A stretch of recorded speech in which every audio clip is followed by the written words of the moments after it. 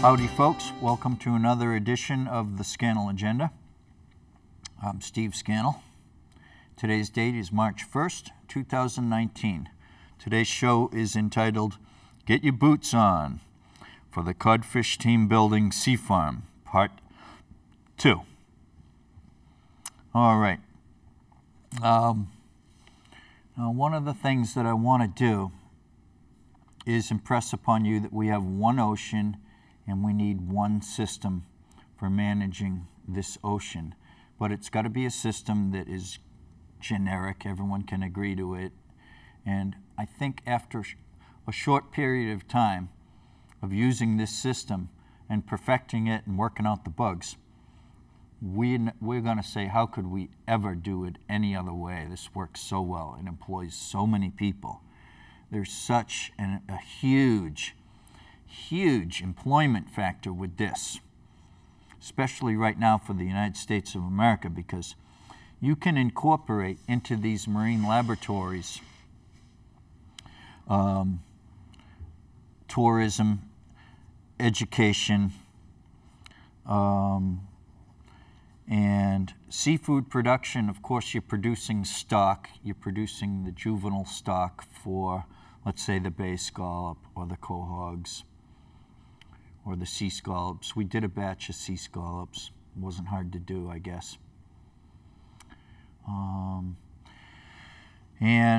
you know, there's just so much we need to get into. We need to have the talent that knows these animals, as it's called, from cradle to grave. And so you need a bigger team other than just some fishermen. And you can, let's say, attach other things that are somewhat similar to this, and that would be boat shops, and then farms, and then reef work. So you can have inland bases of operation, and you should have inland bases of operation for this type of work. Inland, because there's 100 senators and 435 congressmen, and if you say to them, what can you do for Cape Cod? Not so much, but what can you do? And by the way, we have already functioning, we have a little Seafarm outpost in, let's say, Ohio. So they're going to perk up and say, well, I know that, and that's a good thing, and yes, we're going to move ahead with this because it means seafood production for the United States of America, as opposed to a system of favor. We're doing favors for a few people. Now, the other part of that system of favor is that one of the big favors that we do for the fishermen, so-called, and it's no favor to fishermen, but one of the favors we do for the fishermen, because we think we're nice, but we're not, is we let fishermen wreck the bottom. And the bottom is the money in the bank. It's like the principal and the stocks, that's what you're catching. You're fishing on, let's say, codfish stocks or sea scallops or flounder or halibut or whatever stocks you have. Those are the stocks, and it's also, let's say, part of the habitat too. So those are the three assets that I've spoken about many times. You got your habitat is your biggest asset base. Maybe that's 75 or 80% of the whole pie, if you drew a pie chart.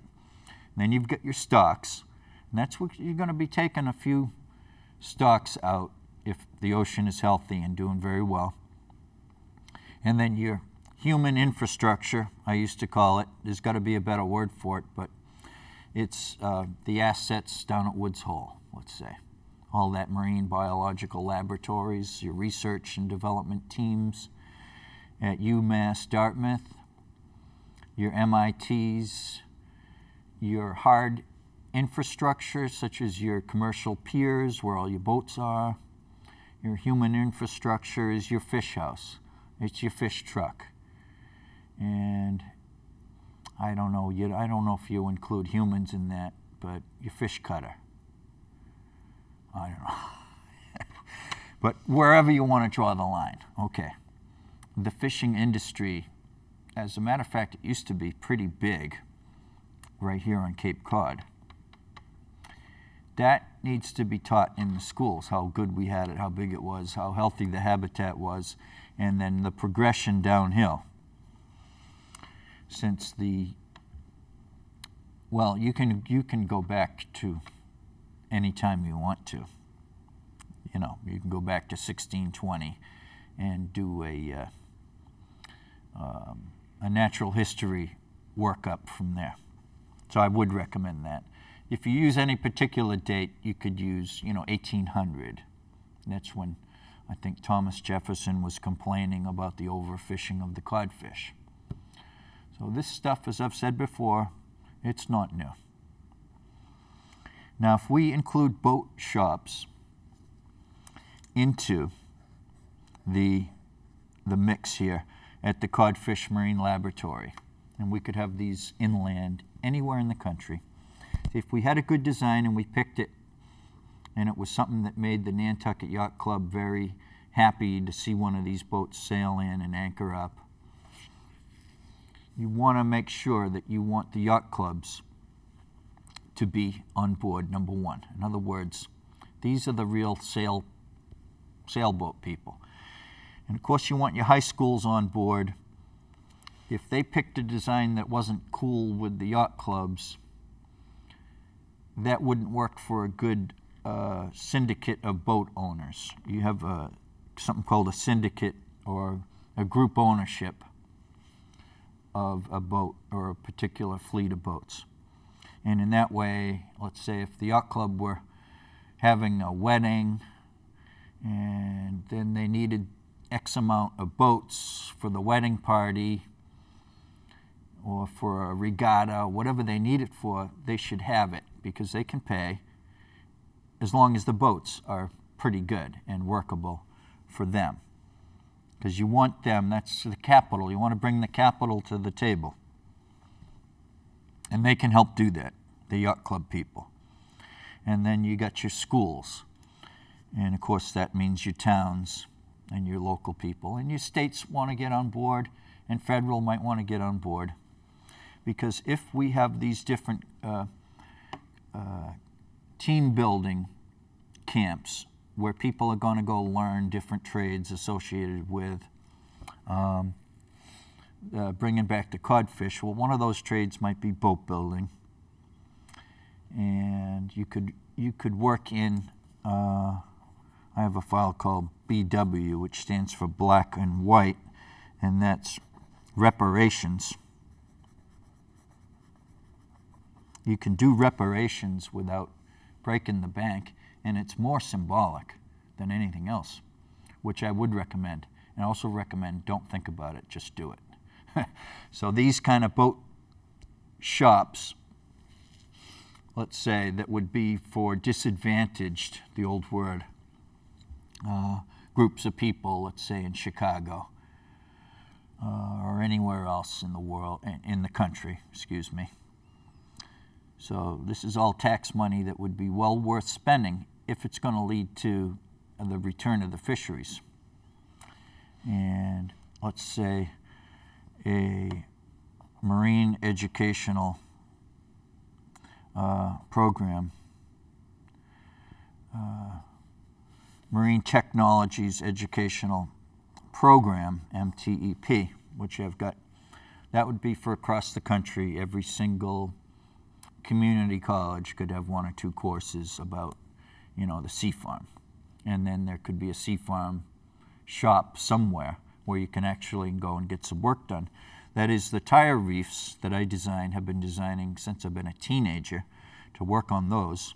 And you put those in the water, and pretty soon they're covered with mussels, and the codfish are eating them. Well, that's habitat. And as I mentioned on the C-SPAN show, you have the codfish carrying habitat as an asset, a measurable asset, and then from that you get your allocation, and so does Canada. Canada gets an allocation based on its carrying capacity to carry the codfish.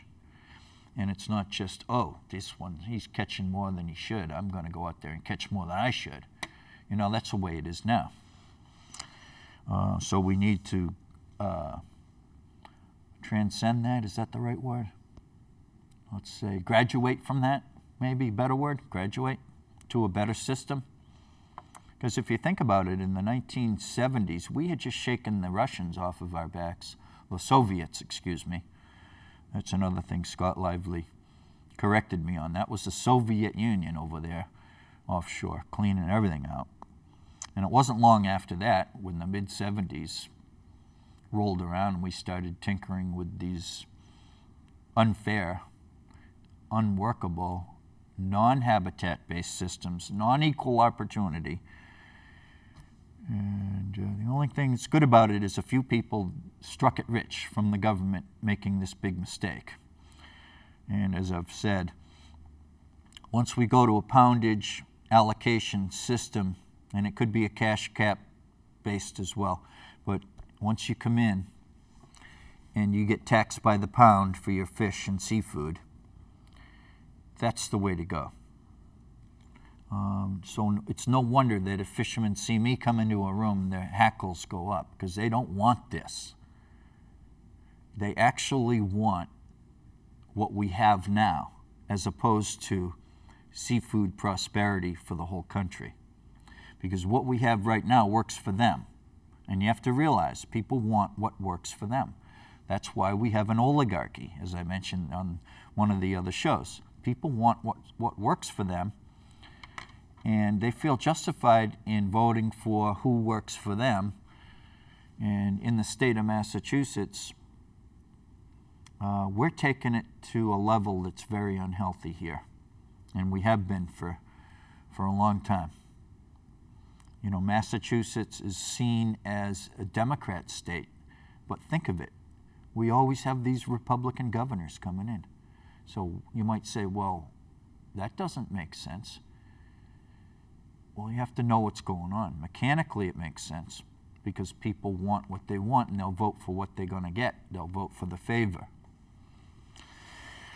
So if we have a boat similar to what Alfie Sanford of Sanford Boat Company designed, Alfie and Edward Sanford, the Sanford brothers of Nantucket, designed a Magic Class 50-foot Illyrian, and it was very highly recommended. I saw it for sale for like $500,000, I think by one of the brokers in Scannell, Page and Payne. I think it was in Maine. I don't know where the boat is now.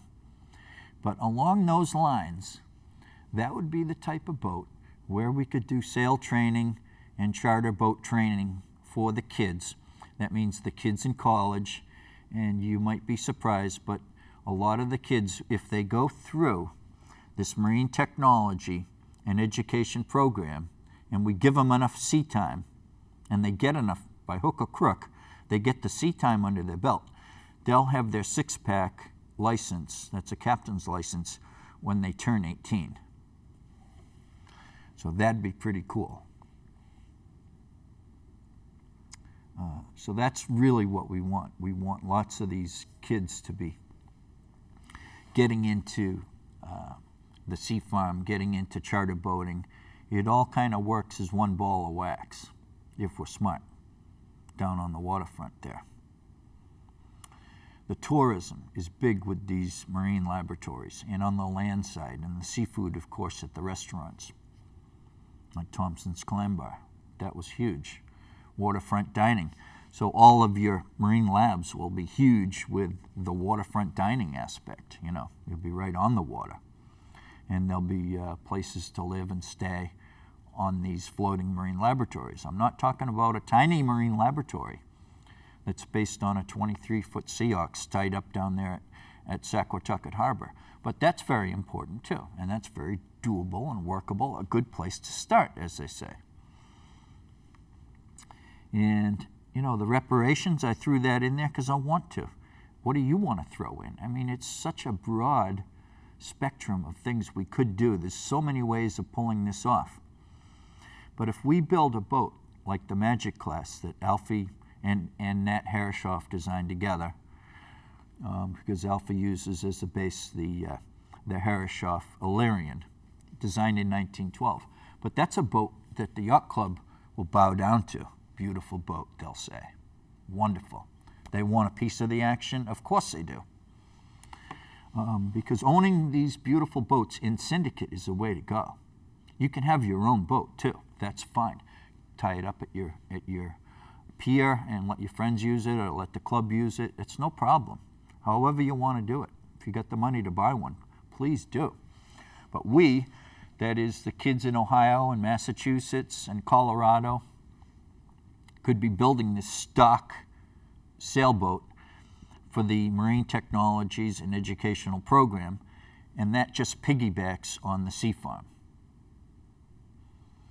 And you might do this in a location that also has some chickens and a farm, because you want to be inclusive of the disabled.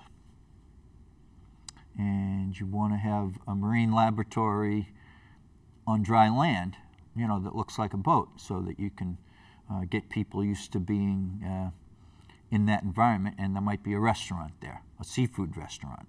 It's not hard to do. Doesn't cost much extra to make your building look a little bit like a boat. All different kinds of ways to go with this. But when the kids get a hold of this, it's going to go like a house of fire. You know, it's one thing to have an older guy who's been around designing this stuff, but when these kids get into this, things will really click. Because a lot of this is computers, you know, computer designed. And let's say all these different boat shops will be working together, and the different tire reef operations will be working together, and that's all on the computer. And one factory for the tire reefs might be making a certain part, and then every tire shop in the country would have an opportunity to get involved and have a little area on-site or off-site. They've got the tires and they can grade the tires, and then we can build on that from there. There's so many ways of doing it. So I know the reparations may seem a little weird, but it's not. It wouldn't be hard to get a Tabor class steel vessel being built, and that Tabor class vessel might be twice the tonnage of the Tabor Boy, which is a sailboat in Marion. And that can be used for a worldwide forgiveness fleet that I've got designed, which the world needs. But you want to start bringing it all together and tuning it up. I've got the system roughed out. I'm sure it's missing some pieces of the puzzle. But I don't know what those pieces would be. I think of them every day. I think of pieces that fit in, and that is the building the boats. Now, for the smaller boats that aren't 50 feet long, let's just go with an Illyrian, 26 foot or 29 foot, because actually you want to put in a little gate in the transom so that a wheelchair can get in, and so that the old folks can walk right in from their van. You want it level, everything level for the old folks, so you can have specialized docks, and your little boats can just snug right into the dock and be secure, and then your passengers, if they're old, can walk right aboard and sit down, and one of their grandchildren might be the captain. Wouldn't that be nice, huh? To have your grandchild taking you for a sailboat ride. That works. And your whole family on board.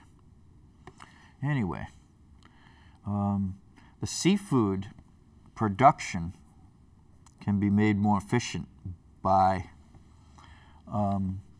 subsidizing something called an auction. We do want to maximize our profits because we're taking a cut of the profits. And so in order to also regulate piracy out, you want these the fish to go to an auction. Now, it could be a virtual auction. You could be using a camera at your harbor, let's call it Saquatucket or Witchmere. You could have an old-timer, you know, taking pictures of your catch and roughly weighing it up, and that could be at the auction. And you could have the fish going to wherever you were having it going to, but there would be a board price that would be arrived at.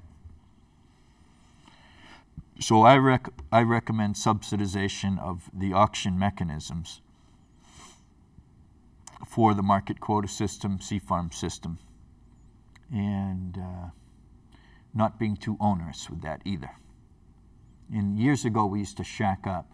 We used to get some of the fish, and it would just not be accounted for. You know, you'd get some scallops and some fish, bring it home. It's called shack. And, you know, a little bit of that might be okay for the crew. Okay. Canada and the U.S. have big borders with each other.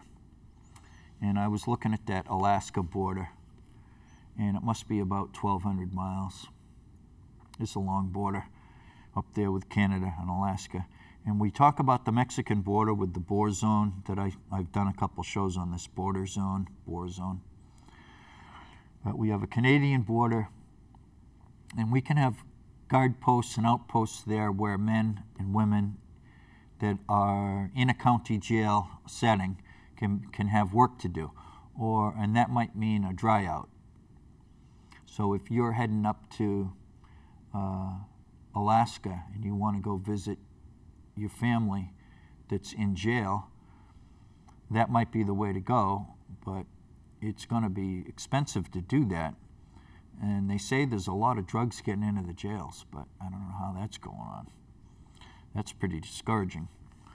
But what we really need for the people who are into the drugs is we need to tie them up for a certain amount of time. They need to have work to do, paid work, hopefully, not sitting around group therapy or something like that. I mean, go to your little groups and 12 steps and etc. That's all good. But you want to be tired at the end of the day, and you want to earn your dinner too. Things don't change. That should never change. So that's pretty important, you know, and go to school. Here's my certificate of merit for getting on the dean's list. When that was 2006. 16 credits, 4.0, environmental science major. Anyway, I don't have the degree. I think the way to look at the Seafarm is as a jobs creation program that will turn into a production system. You don't design it to be a jobs creation program forever. You design these things so that they can be carried by their own labor. And so that's, I think, very, very likely with this team building approach. So we get into all these different things, from sailboats to tire reefs to floating marine laboratory hatcheries. We do it by ourselves, and we do it with Canada. We do it with all these universities and colleges and maybe high schools, etc., and local harbor masters, etc. Anyone doing fisheries. On Nantucket, it was the Shellfish and Harbor Advisory Board. So I was on that board. So you tie in everything you can tie in, and it might get tied in through the Marine Technologies Educational Program and in other ways too. But this is the way to go. This Seafarm system is, we have a tremendous potential for seafood to be landed in great tonnage. That's one of my talks that goes way back. I would give a talk, and the title of the talk was "Seafood Will Be Landed in Great Tonnage." It doesn't take an imagination, because all your old-timers, if you were raised on Cape Cod as a boy, and if you were a fisherman and aspired to be a fisherman, all these old-timers would be telling me how it was way back when. And these stories were true, and I believed them. And I think the oldest mentor I had was Louis Pina. I mention him once in a while. Louis came to this country in the year 1900 at the age of 15, and his first job was on a whaleboat. And then subsequently to that, he was a fisherman and a farmer, and he built cranberry bogs, and he was a real man of the sea. He was a real fisherman. That was his main trade. And he was a good friend of mine. I'd visit him all the time, and I was working at the gas station at BP in Harwichport when I was a kid, and he used to tell stories, and I used to hate it when a car came in for gas. I'd have to go out and pump gas. That was my job. And he'd be sitting there telling stories, you know, and he was in his 90s, and he used to ride his bicycle to work at age 95, mowing lawns for the town at Brooks Park. So that guy was a tough guy. So I have a lot of these memories. What they told me was true about, you know, all the stories about how the ocean was. It's very sad that we don't know anything about that. Apparently, we know nothing about that. And we say, what do the fishermen want to do? It would be comical if it weren't so tragic, as they say, right? So we've got all kinds of work ahead of us. Let's start and use as a starting point, starting for conversation or what have you, all my ideas. Let's get them. Somebody help me, please. Get these things all scanned and patented so that we can get going here. Really need to get going. We really do. We can build sailboats. We can have people working down on the farm. We can have people living on the farm. And I think that goes with J&B, the Job and Bunk program that I've invented. And that's attached to the Clubhouse program that I didn't invent, but which is an excellent program for disability people. So with Job and a Bunk, you give people a bunk and a job, and pretty soon they're getting all fixed up. I know about that because we had an assembly line of recovery at Bay Bridge for a while there until the agencies got kind of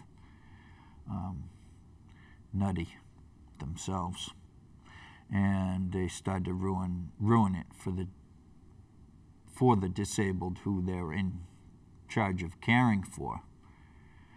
So that's another story.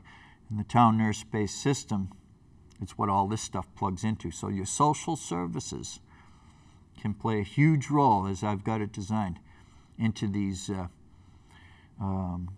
Codfish team building, Seafarm type systems.